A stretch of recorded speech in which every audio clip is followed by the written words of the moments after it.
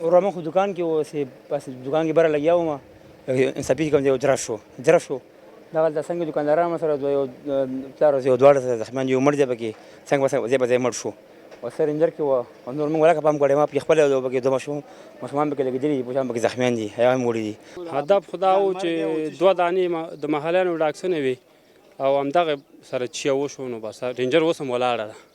او ملکي خلک دکانداران هم پکې شته عام خلک ماشومان هم پکې ځکه رشکې ولاړې چوک دی د خدای مخلوق دی دلته نو چوک منځ کې وشو نو ښار شپږمې ناحیې اړوند فامیلو سیمه کې نن مازدیګر شاوخوا 4 بجې پلي ځانمرګي بریدګر د سیمه ییزو پولیسو پر رینجر ډوله موټر ځانمرګي برید ترسره کړی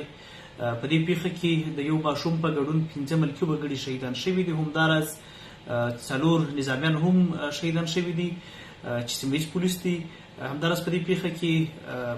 12 تنه ټپیان هم لرو چې په ټپیانو کې 3 ماشومان 3 نظامي منصوبین او پاتې نور ملکي وګړي دي چې عمرونه یې د 10 کلونو څخه پورته دي.